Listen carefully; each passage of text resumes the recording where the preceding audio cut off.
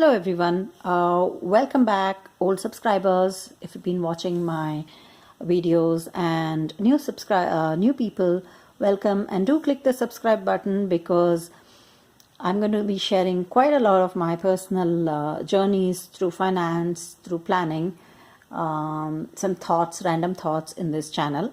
I'm just going to be sharing what I try, and if it works for you, take it. If you have any adaptations and differences, then you can go on and try your own out. I think people should strive to improve themselves every day of their lives in some way, and most of this improvement has to happen through some practices, and sometimes practices are helped by tools like a planner or a bullet journal or whatever, any kind of tool. So I will be sharing a few of these videos from now on at least once a week, and I plan to keep these videos short, maybe maximum of 7 minutes each. 2 minutes to just do chitter chatter and another 5 minutes of real useful tips.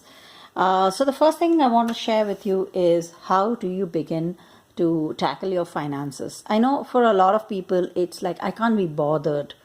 But then most of the time what's happening in the current age is people are so careless about money, they're not being intentional about it.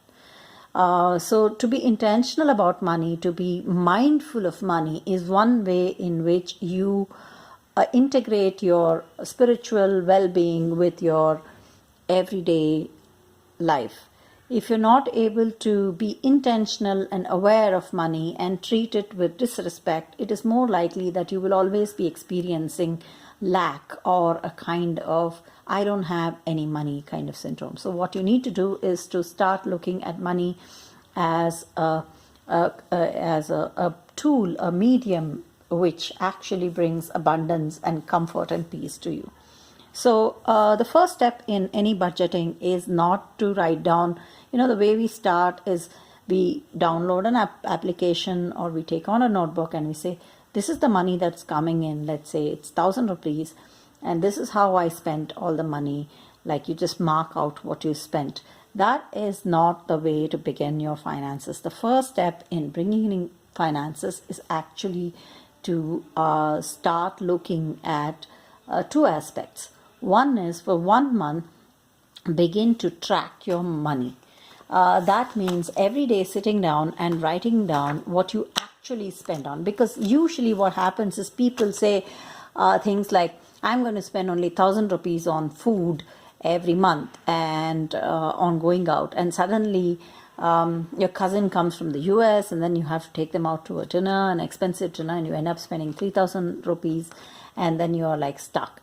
So the main thing there is to therefore start tracking your money. I'm doing it in the Coco Daisy planner here.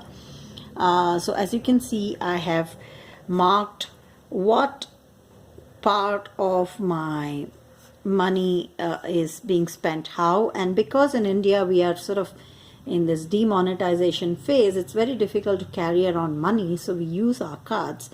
So it's important for us to really track the money that we use, whether it's in the card or in the cash. So as you can see, on August 1st, I bought milk and curds in a card for 93 rupees. And on August 2nd, I bought milk and curd for 65 rupees in cash. Obviously, this is lunch, which is naan and chips, which is about 70 rupees. And then I bought 2 tender coconuts with water in them for 60 rupees. I paid by cash. Twice I paid Uber by cash, and here another taxi, another Uber by cash. This is my husband's Uber, and this is my Uber charges on first, because we were going in different directions and we managed to pay this much separately.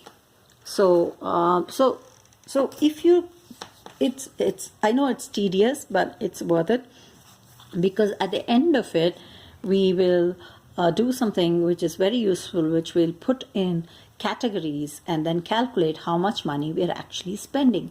That will make our budget realistic. Otherwise your budget is going to be very unrealistic, and by the third or the fourth day of your budget, you give up the whole budget instead of it is not about being stingy or being uncontrolled, but it's about getting real. It is about the actual expenses you actually have.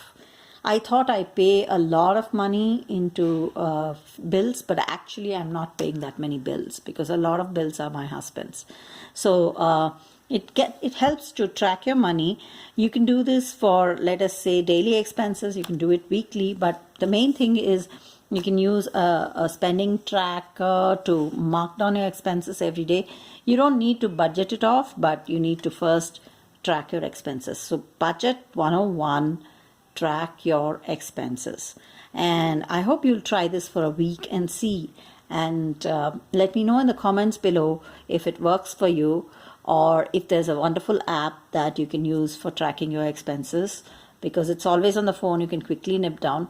And that means also every day before you sleep or next day morning, as soon as you get up, you make sure that you're filling in what you used.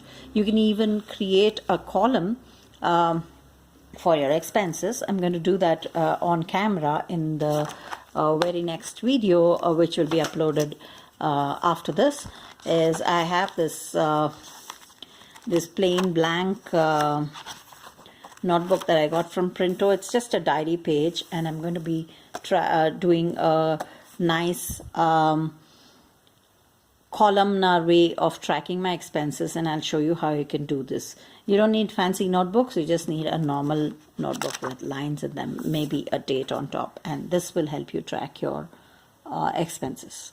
So hopefully we'll meet up in the next video soon, and it's already, my 7 minutes are nearly up.